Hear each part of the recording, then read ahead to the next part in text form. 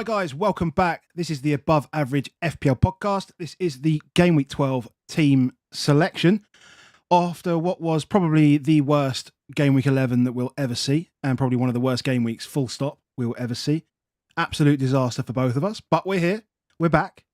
We have teams to pick. We have transfers to make. I have no beer. You have beer. That's a shame.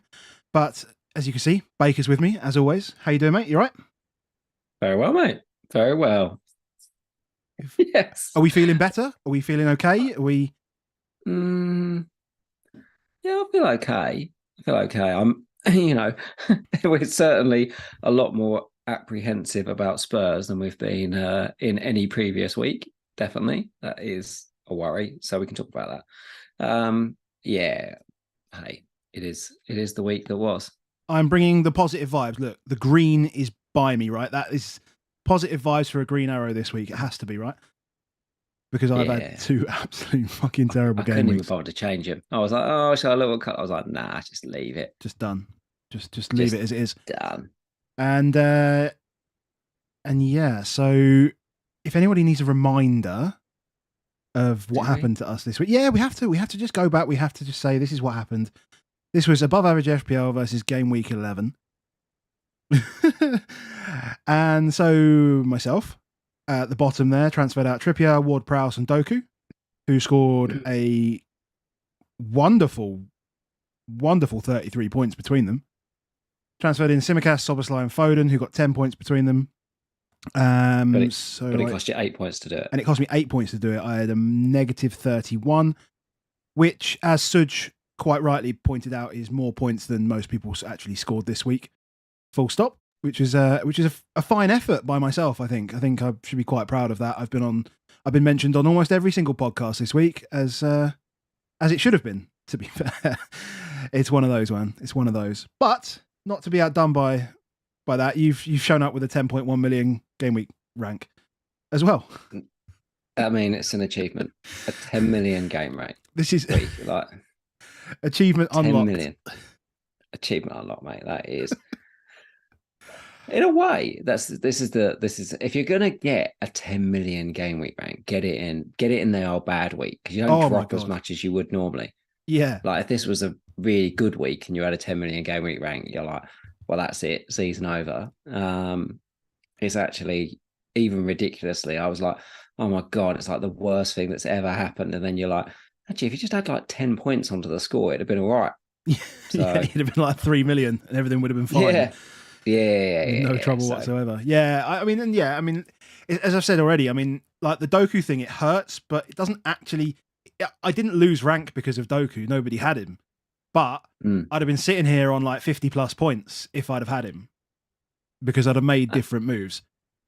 But that's just the way it is, isn't it? And it's so hard. You need that bit of luck. You need something to happen that means that you get those things. So. We must talk Tottenham, but like, if you're a Palmer owner, for example, obviously, you bench Palmer, but like literally Palmer, even 9v11, did absolutely nothing in that game apart from take a penalty and then bang a ball through at the end. Yeah. And walks away with a huge score that alone, bails anyone else out. Yeah. So that Doku thing is like, you only get 3 or 4 of those a season. Yeah, and that's the bit that you think about, and it's like, well, I get another one of those. Yeah. Yeah, and just to back that up, Mr. G93 in the chat says I had a 10 million game week rank and dropped from 10k to 40k. I mean, like that's it. It was such a bad week. Exactly. Put it in the bank. Move it on. Move it on. We can stop looking at this now. Just a gentle reminder, we are still going hot with the golf day. I am determined to make that happen. We are determined to make that happen. And we've got a ton of responses, like over 55 people now have responded, said they're interested. That's absolutely wonderful. If you are interested, the link is in the description below. If you don't play golf but want to come along and help out, I mean, like, we'll sort you out and it'd be much appreciated. And if anybody's watching that would like to sponsor anything during the day, I mean, golf comes with like different challenges, nearest the pins, prizes for competitions, and all sorts of things we can do on the day as well, just to add in there. If you want to sponsor it, then we are all ears, and whatever can make the day even better than we already expect it to be. Yeah, it would be great. So I'll be sending out emails over the weekend to golf courses to try and get some ideas of costs and stuff. But now we've got a bunch of people already interested. We can really start to get it in motion. So that's all positive. Up the golf. Up we go. Let's start by looking at the game that happened on Monday night, because we don't cover it on a Sunday, and it's Tottenham. So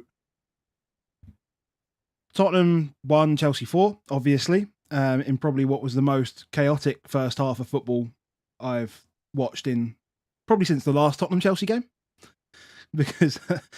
Because it seems like no matter what happens, there's some weird red mist that just appears over the Tottenham squad as they walk out onto the pitch every time we face this lot. I don't understand why. The level of aggression just changes on every single challenge. It's crazy. Yeah, we do melt down. We do panic. It's almost like we had so long to think about it, and then we had 10 days between games that we just decided to do mad stuff. But in terms of a game, it's so stressful watching football now. When it matters, like it's so stressful, and it's all VAR. Like I've seen, a lot of people saying this week, like you lose from going to games now. Like it used to be better to be at a game than to be watching it at home, but it's not better. It's not. This was not somewhere to be better being at the stadium than it was to be at home, because you wouldn't have a clue what was going on. There was at least any moment seven or eight decisions that went through VAR. So yeah, you'd have, and if each one takes 2 to 3 minutes, you're talking at least 20 minutes of just absolute nothing, like confusion. But you're just completely reliant on stuff, because if you were at home and you saw that Udogie challenge the first one, yeah, there's nobody in the stands that would be thinking, is he going to get sent off there? Because he doesn't really catch Sterling, and he gets the ball, and you'd be like, well, that's fine. I don't really understand what it is. It's only us watching it that are like, hold on, what on earth is he doing, jumping with both feet off the floor? Like, yeah, exactly. There's not a single person that watches it that would be like, yeah, he should just go, because it's just a stupid challenge. But when you're watching it in the stadium, you'd have been very, very surprised if that was a red card. Yep. Then, the Romero one, you'd have been like, it was only a little kick, it wasn't anything, blah, blah, blah, handbag stuff, move on. But you rely on everything. The Sterling goal, if you're watching in the stadium, would have looked okay, but of course it's not okay because it hits his hand. The Son one looked perfectly onside, I'm sure, if you were watching it in the stadium, and turns out it's a foot off, small foot offside. Then the goal, which you're not going to get, that it's been obstructed, and then you're like, well, Romero's cleared it, so I don't really understand how that could possibly be a red card and stuff. So you just must be just permanently on your phone. I mean, Tottenham Stadium is one of the few stadiums in the country where you can actually get a signal. Yeah. Most places it says you've got a signal, but you can't send or check or do anything because there's too many people in a crowded space. And I'm like, all of it just feels like, ugh, this is horrendous. This is horrendous. What it means coming out of it, though, as Tottenham fans, is we have no Romero for 3 games, and that includes Man City. Yep. It makes Villa assets much better in 12 than people would have looked at before.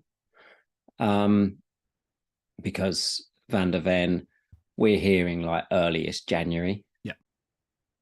Obviously, Destiny can't play this weekend, but then he'll be back for the Villa game.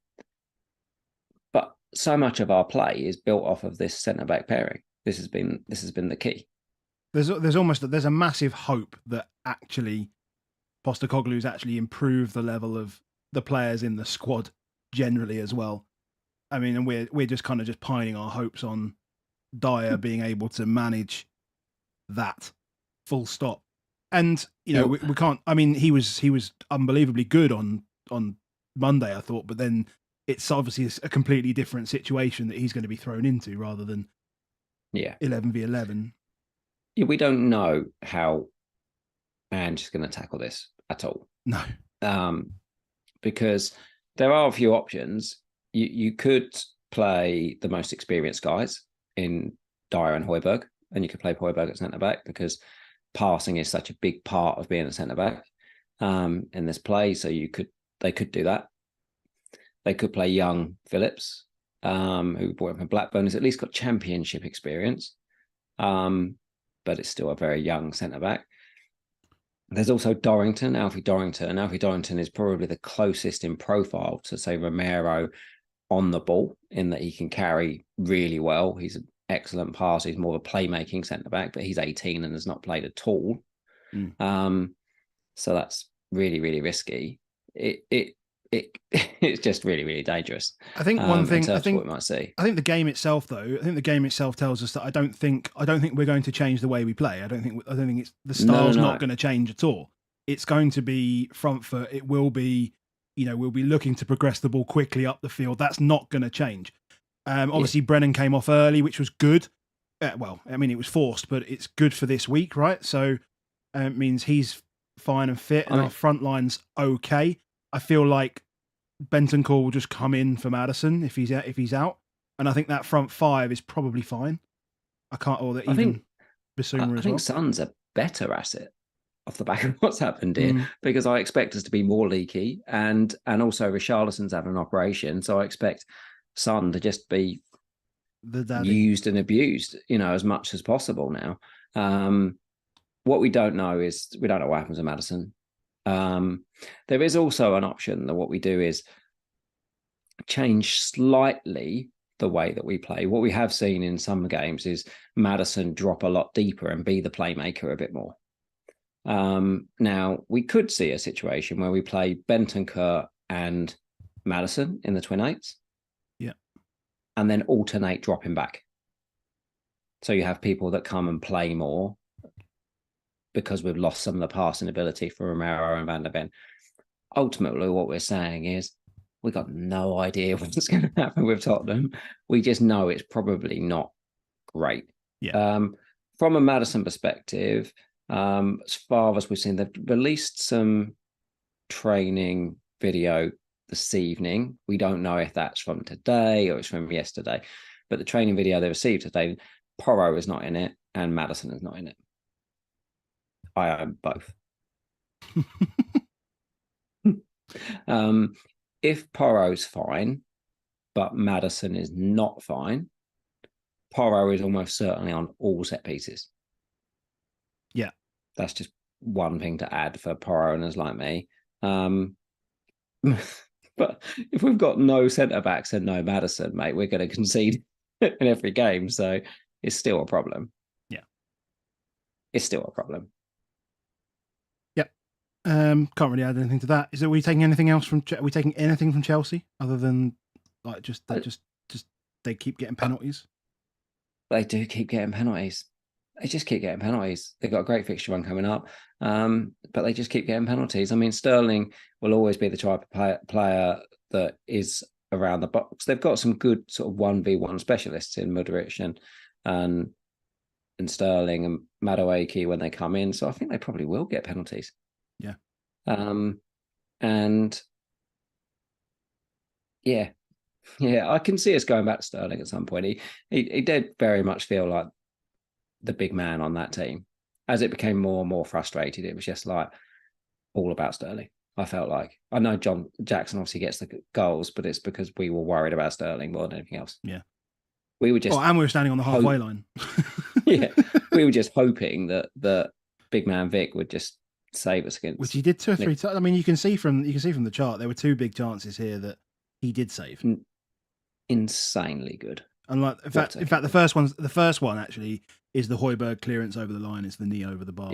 Yeah. But yeah, that saved on Jackson was class. And Cucurella, that one, and he was very, very close on the penalty. Yes, he was. And it was. I thought he saved it. Yeah, I saved it. But anyway, we covered it. That's all the bad out of the way. That's all the negativity. Tottenham were terrible, and we're in a mess. And our game week's we're in a mess, but we don't actually know whether we're in a mess because we could come out on the weekend and bully Wolves and everything will be fine. But I think Maddison will be fine. I don't see an issue. Yeah, it was a weird one. He went down. There was no contact, and it was on a part of his body where he didn't make contact with the ground before he went down either. Really. Yeah. So yeah, I don't really know. As soon as Ange said that, basically, look, we're one man down. It was almost like saying, yeah, we. Did you see the stat as well that we finished with 4 of our original starting 11, which is the lowest in Premier League history. 3 outfielders. Yeah, 3 outfielders and a keeper. Yeah, it's mental. Yeah. That's mad. Oh, let's move on. So yeah, games this week. A few standout ones. Few players that we can't get to. Few players maybe that we can get to. The pick of the bunch is obviously the Arsenal versus Burnley game. I can't see. Yep. I mean, I would almost say that United versus Luton is obviously up there as well. If anybody had any Man United assets, because I mean, as poor or whatever as they were in midweek, they were down to 10 men. Obviously, they still scored 3 goals. So, there is still upside there. But obviously, with the fixtures coming up, Arsenal are the team that everybody's looking at, because if you consider they've got, who do they have in the next? Burnley, Brentford, Wolves, and Luton in the next 4. Yeah, it's a big next 4. Whereas, yeah, I mean, United have Luton, Everton, then a couple of more difficult ones. Newcastle and Chelsea, is that? Can't see. Yeah. So yeah. I think Bruno on this one. Like, if you've got United, you just play them because they're home to Luton, aren't they? I do think that they played well against Copenhagen, but then they get a man sent off, and then they already haven't got a huge amount of depth in the first place, and then when that happens, they were just way too fragile, and obviously they almost got back for a penalty, but ultimately did not. What we don't know is that sending offs early in the game, so they have not only played a midweek game, but they played a midweek game with 10. Yeah, which is tiring. So, you might see a leggy performance from Man United this week against Luton. I think what Luton showed us against Liverpool is they'll go at anyone. Bruno is the standout, but Bruno is also only one booking away from a ban as well. Which is not a problem for people that own him, because he's playing. Like, if you owned him, would you cap him?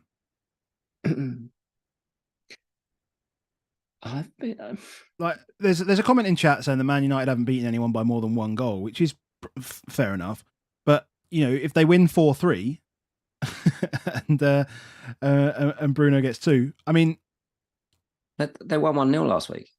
That's all he needed. Yeah, that's all he needs for 11 points. But 11 points is an incredible captain return. Yeah, we're playing our brains like some things are thinking like 20 pointers and all the rest of it, but realistically, you look at this season, how many times you've passed 11 points in a game week in captain, it ain't many. No. It's not many at all. And the rest of the team is, if he scores, he's probably getting 11 points. 10 or 11. Yeah. Yeah. I'm just being pedantic there, saying they might not keep a clean sheet. Yeah, but yeah, if you offered me double figures for my captain this week, right now, snap your arm off. Thanks very much. Move on, because it's not easy this week. I'm just looking at how many times I've had a double-digit captain haul, and the answer is. I know you check. 3. I know you check. 3. I had Salah in 8, Haaland in 4, and then Saka in 1. Yeah. Exactly. It's not many. It's not many. You'd take a midfielder goal and walk on right now. Yeah. You really would. You'd back that if they score 2.35 goals, so if they score either 2 or 3 goals, you're getting a return out of Bruno. Yeah. He's definitely. He's fantastic this week. Is he enough to bring in? I don't think there's enough there for the fixtures coming up. Not the fixtures off the back of it. You're much better off going with, obviously, Saka. Well, if he's fit, Martinelli, I assume Odegaard's going to come back in. Yeah. Well, I don't think that's coming in this week. Like, I listened to really good pod. It's about half hour your time, but I would very much recommend it. Is Scott Willis did one with FML Alon last night, where he just talks about Arsenal. That's what he did. Yeah. For the proper OGs for this pod, when we first started doing our little XG plots, the first ones we used were made by him, that guy. Yeah. But yeah, he's a big Arsenal fan, does lots of Arsenal punditry type work, and really excellent, I thought, to listen to him. But when he talks about Odegaard, it does sound like there's issues there, and there is noises that there could be some surgery or something needed. It don't look like something that they're going to push him out for home to Burnley when he's just about to have an international break. Yeah, like I think that's very, very unlikely. So we end up. So in the Arsenal camp, let's talk about Arsenal. We've got them in the fun now. We've got to talk about them. That was a really good performance last night. What Scott talked about, just in general, we've talked a lot about they're not really firing from an attacking sense, and he thinks there's a lot that comes from last season where they were very, very leaky. A lot of us owned Ramsdale forever, and then it was suddenly like, oh god, he's just not kept it clean at all for a long, long time. Obviously the Saliba injury and all the rest of it, and he thinks defense first is definitely a big deal, and he thinks the style of play difference has gone from a lot of midfield build up, a lot of working. We used to talk about their front five and the five midfielders around the striker, almost making a front six. That's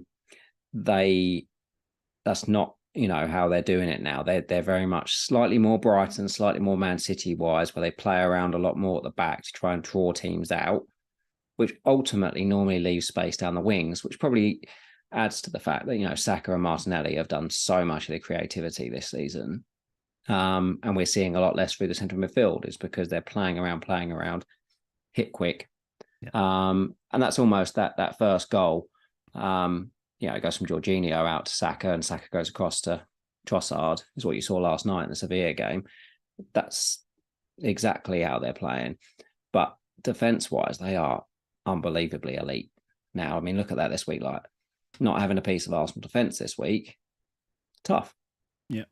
0.6. He did talk about the fact that he doesn't think Zinchenko is first choice really anymore in terms of in the position, and more used in different games.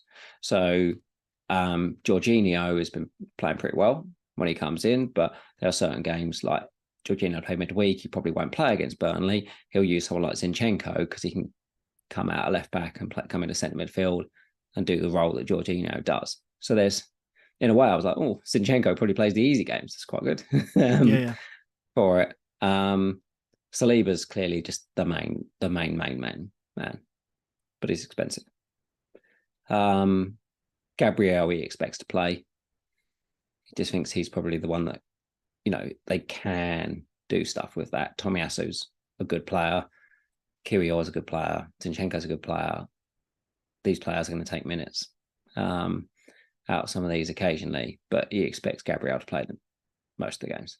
Yeah, I mean, he was also talking about the fact that Raya and David Raya and Ramsdale are two of like the worst keepers in the league for shots prevented at the moment. They really, really have to be solid defensively in front of them to actually make that work and get those cleans. And when they are cleaning, it's because the defense are doing the good stuff, which means that they're all good for bonus as well, like really good for bonus.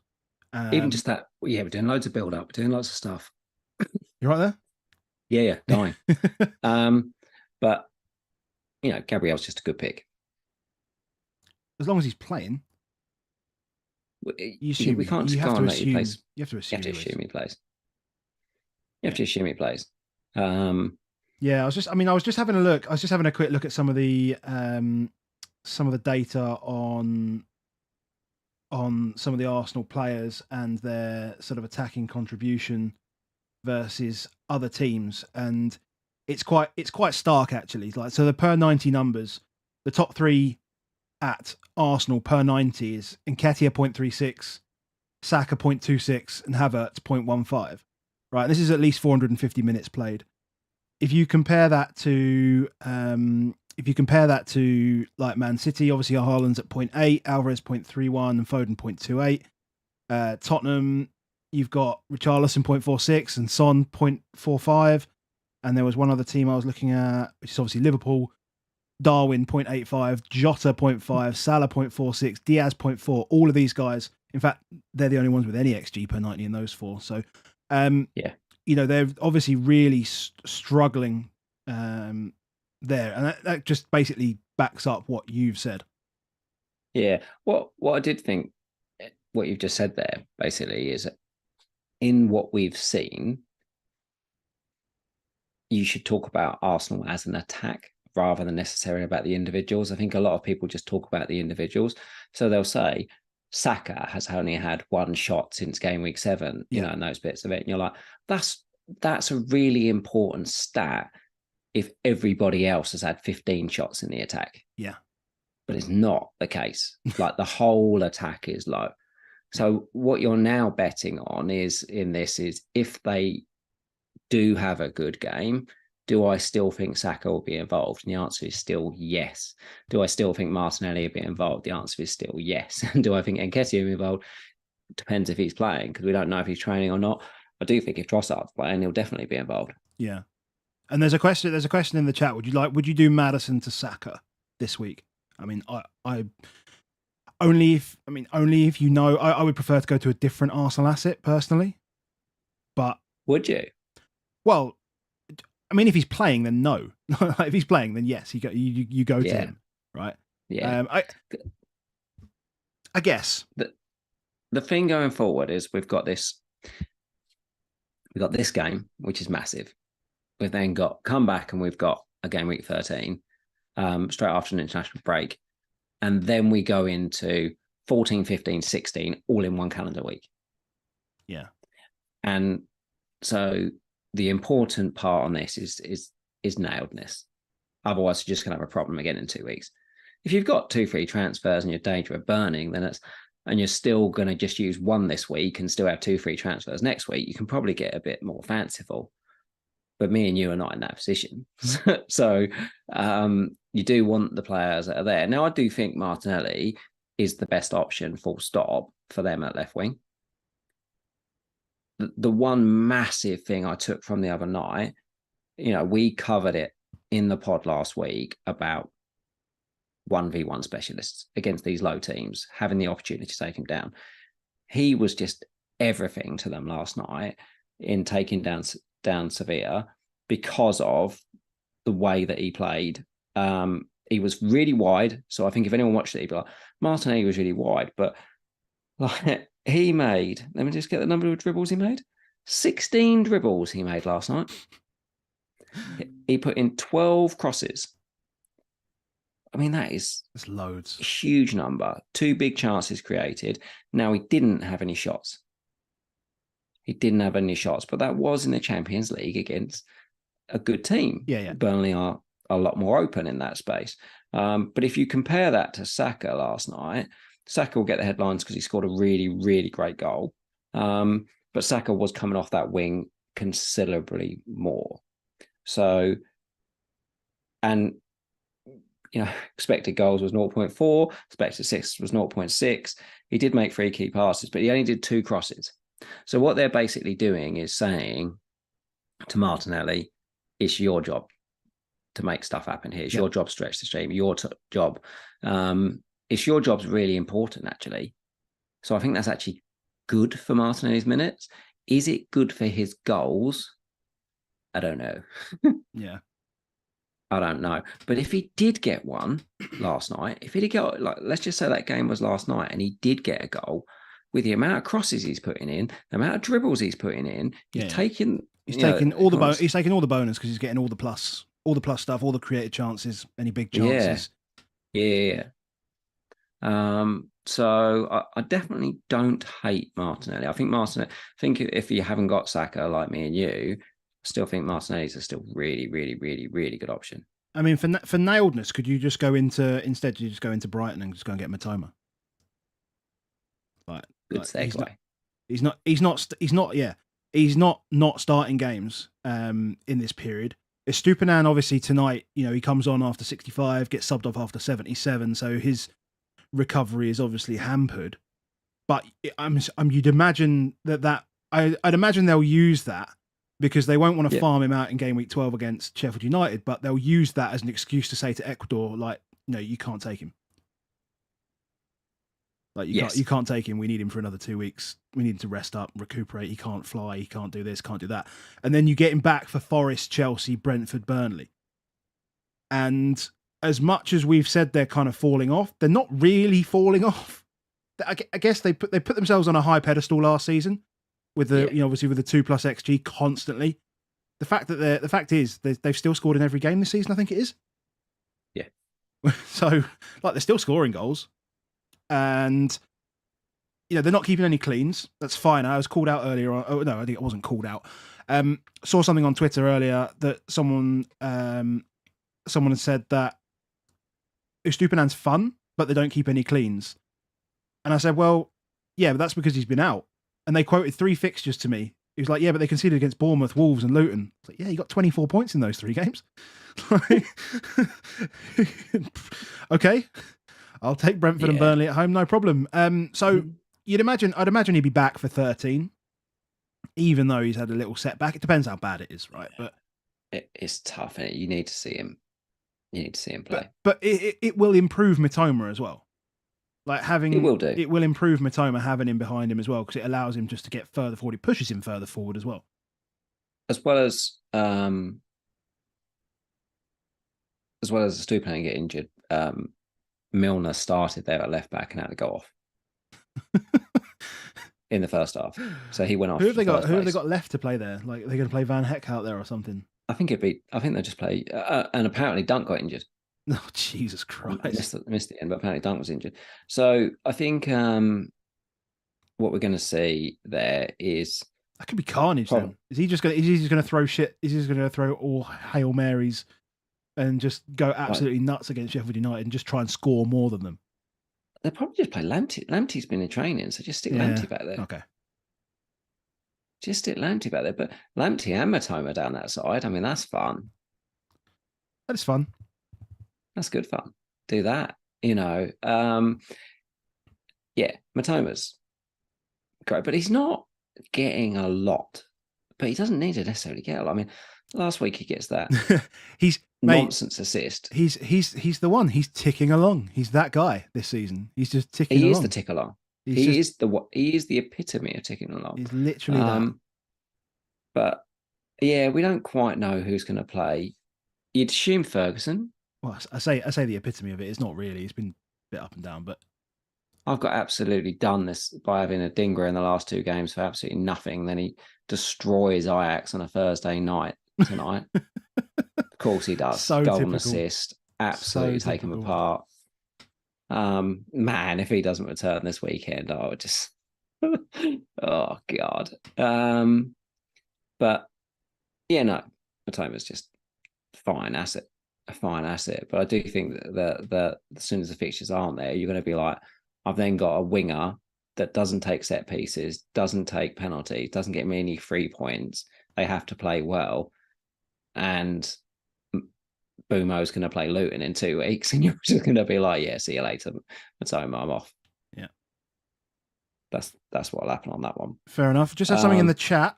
Let's segue to hell. Come on, let's do this. Matty Cash has just come on for Villa. So you got to play him this week, you? I mean, again, really good fixture for them. Really good fixture for them. They are the best team in the league at home. So, is Watkins a captaincy option? I should ask you the question because you've been there. I mean, I've been there. It hurt. It sucked. Probably didn't, because I had him away. I think I had him away. Did I have him away? Yeah. So I still think he's a captaincy option this week. I mean, there are a few. I think it's captaincy there. I mean, it could be nicely split depending on how like the Haaland news comes up, but I don't think there's going to be any issue there.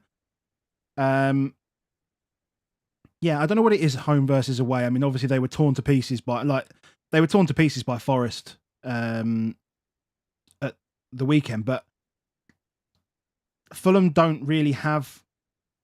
Well, they do kind of have runners like Decordova, Reed, and Willian are kind of are people that would like to break a high line.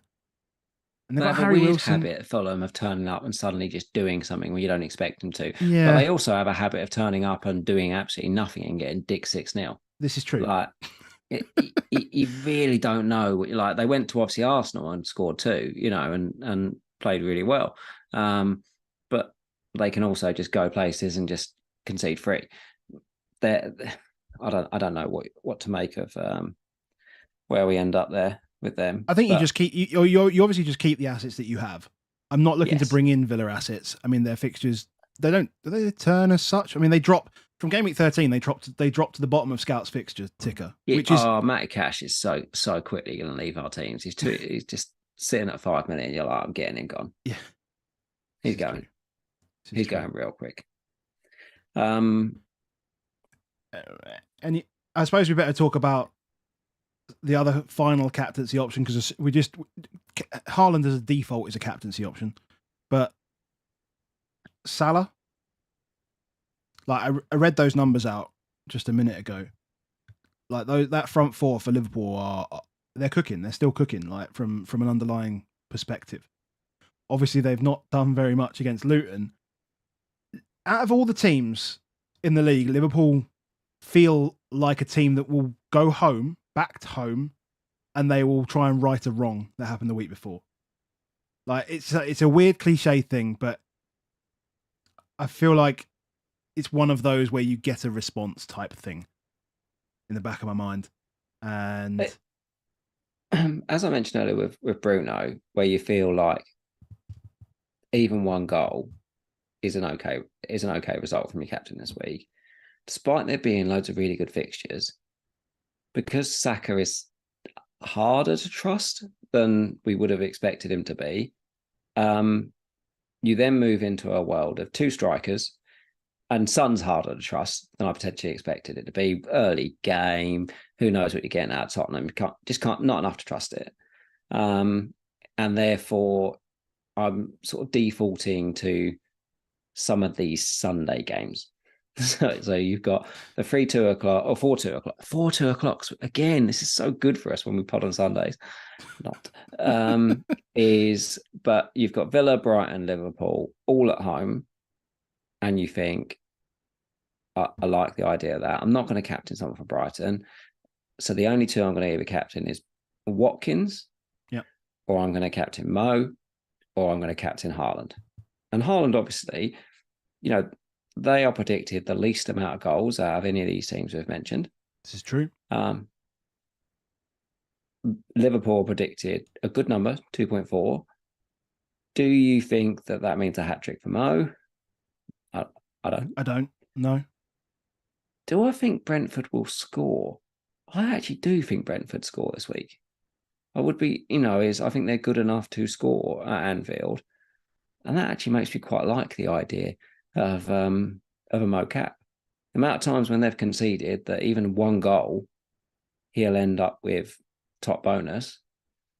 It's probably enough, isn't it? Yeah.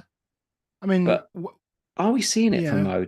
Are we genuinely, like, he comes on this afternoon or this evening and plays 45 minutes, 0.04 XG in his 45 minutes against Toulouse whilst trying to score because they're getting beat. Yeah.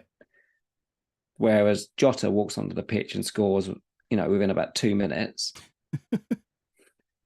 Darwin comes on. Actually, Darwin didn't have a shot in the 17 minutes he was on, but he was only on the pitch 17 minutes. But,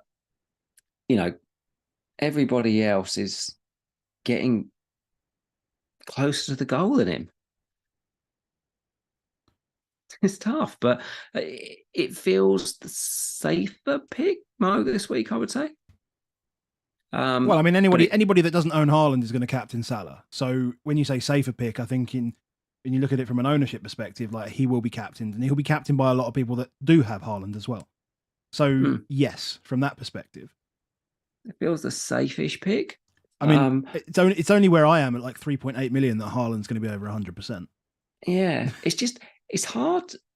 I do find it this week a really hard week to trust people. And when I'm looking at these fixtures, I'm like, I should be able to trust loads of people here. Yeah. Like Bowen home to Forest should be a good captain option. Salah should be a good captain.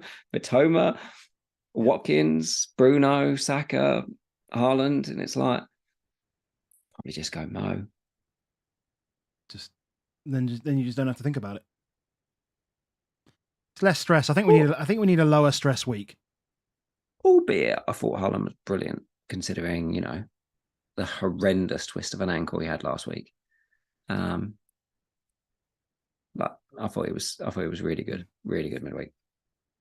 Let's move on to teams. We've been going for quite a while now, 45 minutes. So we'll do teams and then we'll close it out. If there's any questions at all, drop them in the chat. If you haven't done so already, then make sure you like and subscribe. As long as you're enjoying. If you're enjoying, like and subscribe. That would be great. Let us know in the comments what you're going to be doing this week. We always respond to almost all comments, to be quite honest. We do. FBL Canchas just said trips for captain. I mean, like, I don't hate that. I don't hate that at all. I don't hate that at all. But I suppose we're obviously with Thursday night here, and there's a couple of Europa games going on. James Ward-Prowse has got an assist for fuck off. Please no. Paqueta goal. And I haven't seen it, but perhaps the chat can tell us. But Villa have just got a late winner, or 81st minute winner. We shooting winner against. No, they were losing. Yeah. And Watkins has just scored. Of course he has. Of course he has. Oh, Big Doug Luiz assist. Standard, but it's another 90 minutes for Doug. Diaby went off after 74 minutes. Cash come on, I'll see for the last 15. Yeah. Lots of things to think about there. Let's go. Let's start with you, mate. Read it out for the podcast listeners, please, Baker. Areola, home to Forest in goal. Cash, Simicast, Share, and my current back line.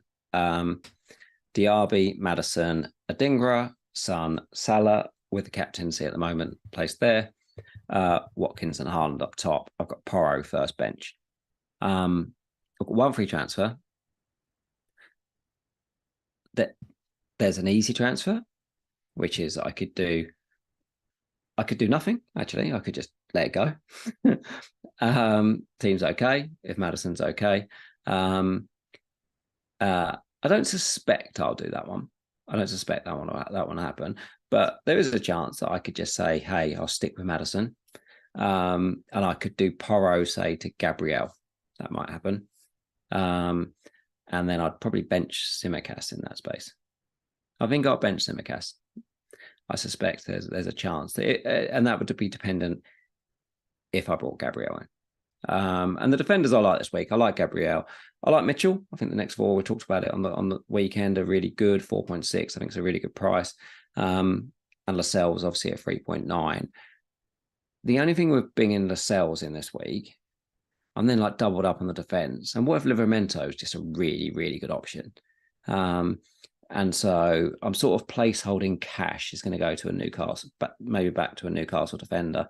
Yeah. Next week. So I think I want to see that ride out a little bit. Let's just see, is Livramento or Lascelles the one that I might want in that space?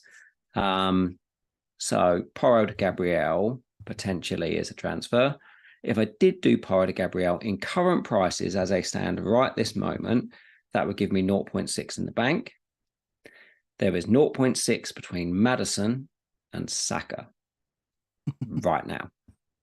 Now, I have not checked it. I'm going to check it while we're on here now. Are you checking FPL statistics? I'm looking at it right this second. What do you need to know? Is Maddison going to go down? And is Saka going to... I'm assuming Saka's no longer... No, neither of them. Well, Maddison's at 98.5. And is the most transferred out player and Saka's on the hour. Saka's at 72.9, so he's not going up. Yeah. So Saka was really close before that flag last night. I think Saka might have gone up last night. So the Saka's not going to move, But if Maddison drops, I can't do Porro to Gabriel. So it's a question if it's worth waiting for the information, and it just feels like it is. Yeah. The downside for me then would be, how would I afford it? So what I might have to do in that case is, if it drops down, if I still really want Saka, then I would go, say, Porro to someone else. So maybe Lascelles, maybe Livramento, and then cash potentially becomes Gabriel later on. Okay. Yeah. If I did Porro down to, say, Lascelles or Livramento, I'd have a big decision then of Tsimikas at home to Brentford, or one of those defenders away to Bournemouth. That would be a big decision. Yeah. But yeah, I just don't think I can do it tonight. Would like to, but more information is probably more important. Cool. That's me. So it's another -4. Good times. Fun times.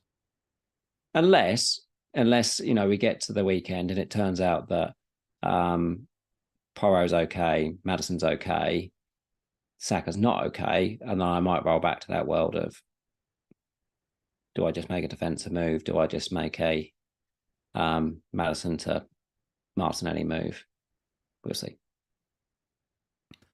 Cool. Well, I'm in a similar situation to you. 1 free transfer, 0.3 million in the bank. I've got Areola in goal as well. At the moment, Tsimikas, Cher, Anderson, and Cash. Foden, Szoboszlai, and Salah cap. Watkins, Alvarez, Haaland. Palmer, Maddison, Kabore on the bench, and Strakosha there as well. I said to you before we started, you could genuinely, without picturing the Arsenal game, you could roll this team. So yeah, my only real thoughts are to get an Arsenal player in. Weirdly, I'm a little bit disappointed that Cash has come through and played, because you'd quite like to get rid of him. It would be nice to get rid of him, and I still might, to be honest. I still might. And, it would be easier to get to an Arsenal player that way. Maddison could be Martinelli quite easily. I can't quite get to Saka. Any other move would actually involve me taking out Foden and Szoboszlai, and I've got that weird thing in your mind where you've taken a hit for the guy the week before, and so obviously it's not worth taking them out. So to be fair, I did the right thing this time, and I spoke to Luke about City. His initial thoughts were, he thought that Foden is very likely to play. He had him at about 90. You've got to, isn't you? 90 He's got plus to play against Chelsea. Yeah, exactly. And there may be questions between Doku and Grealish, but I'm obviously not in that space anymore. So, but he did say that Pep will almost always favour a tactical decision over a form decision. So the fact that he got 5 returns last week is pretty much irrelevant. It's probably not completely irrelevant, but it doesn't have as much weight as some pundits might make you think.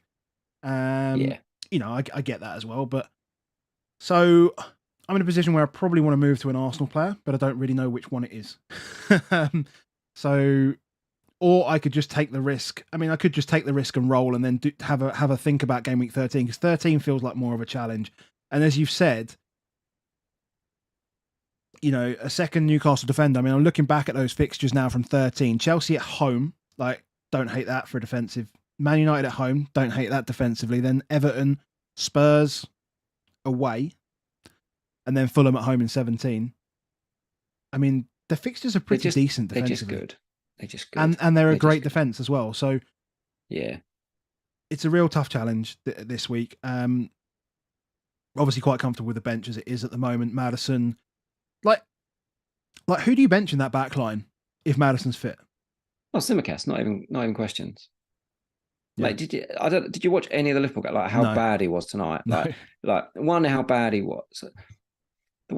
It was horrendous in the 30 minutes. Do I need to watch this, or do I just need to go onto Twitter and just type in Tsimikas and see what people say? Just type it in. The 45 minutes. Well, yeah, just go and watch the goal that they score the first goal, I and did it's get a for notification. him. Yeah, I did get an Opta notification to say that But he'd made an error for the goal. yeah, so Gomez starts right back and he starts left back. Yeah, and then at half time he takes off He could just take Gomez off, couldn't he? He could just take Gomez off and put Trent on, like, and go more extent. No, he doesn't. He takes Simicast off, who's only played half hour on the weekend, as opposed to Gomez, who's played more than that. And he moves Gomez back across the left back and puts Trent in. Like, that's just like saying, yes, Gomez and Trent is the better players. Yeah.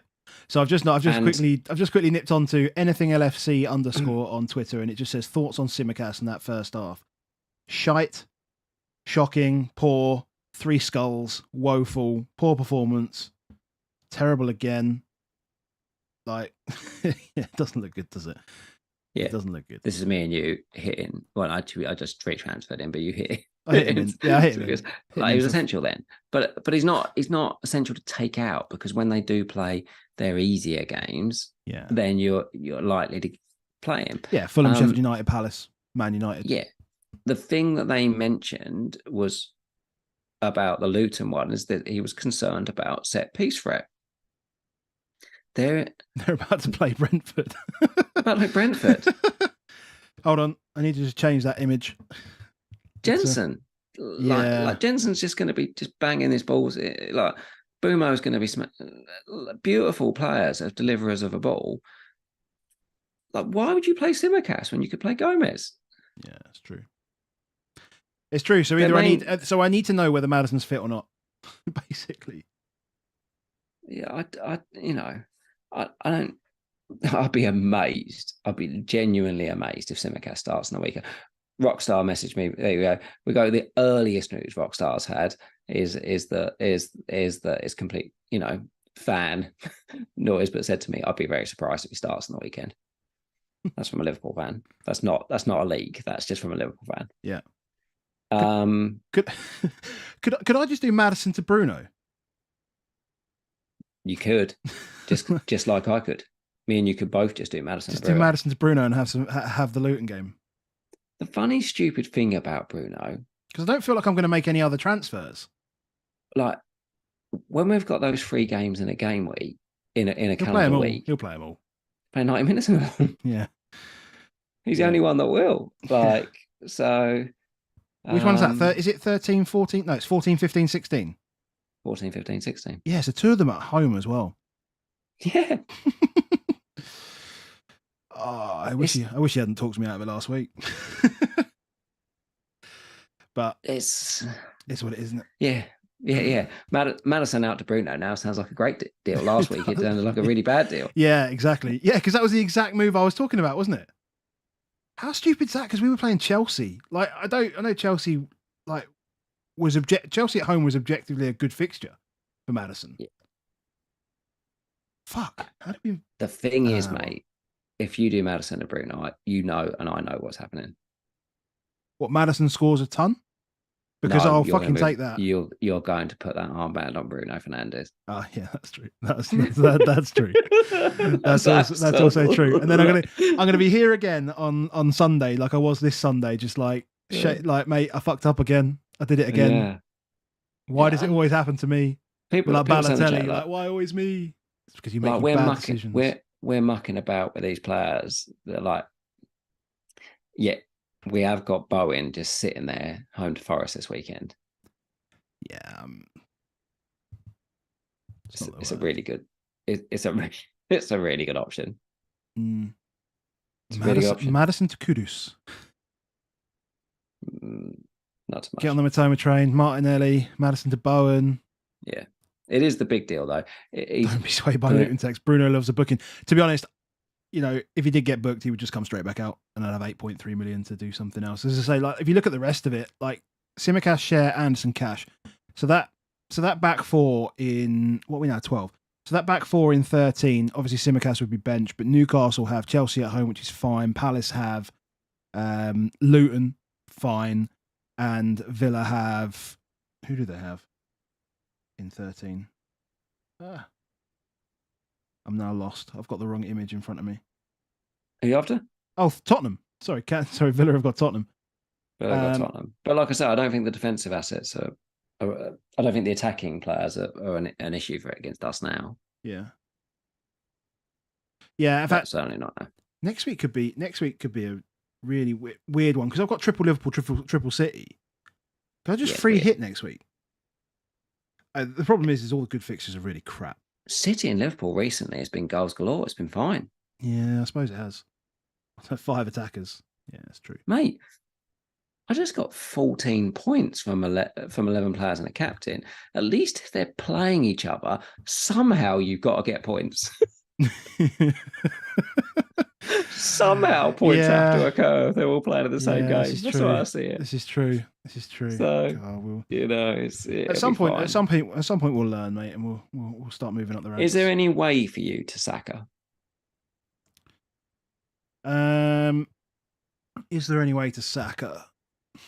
The only way I can see it is if you did Simicast down to Lascelles or Livramento. I'll just do cash to there. I'm to Fulham though. Yeah, I'm not taking a hit. Nah, I really don't want to take a hit this week. Just feel like I need those. I need those 4 points. I need them. I need those 4 points, but I'm another 4 points down before this week starts. I'm almost certain of that.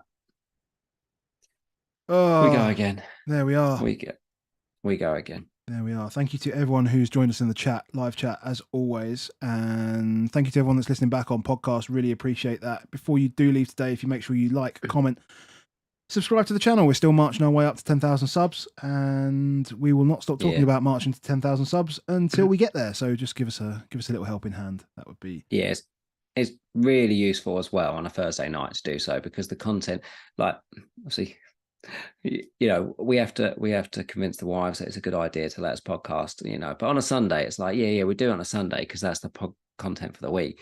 And when we do it on a Thursday, then you try and explain to your wife that I'm doing it, and in about 36 hours that content's absolutely useless. Like that's a much harder sell every week.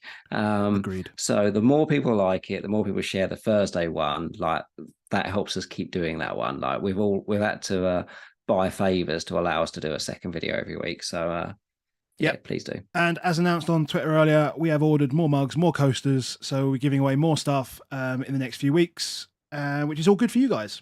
All good for you guys. So how many mugs have you ordered them? I've ordered 50 mugs. Yeah, there's plenty of mugs. How many coasters did you order? 400. 400. These are the coasters. If you haven't seen them already, these are the coasters. I probably should hold it that way around. The I'm above average and above average FPL coasters. People are absolutely loving them. So if you want some, hang around. Not right now, but come to the stream and we will give loads away. We'll give loads away. Yeah. Cool. We will give every single one. In fact, we'll give every single one of them away. Like every single one of those 400 will be given away at some point. They definitely will. And mate. We would never ever charge a person for a coaster. There is a lot of content coming out in December. There are a lot of game weeks. We've got a watch along planned. Loads of stuff. Loads of stuff for Christmas. Yeah. So hit the like button. Subscribe to see more coasters. And we will see you on Sunday. Good luck for game week 12. Good luck, mate. See you later, mate.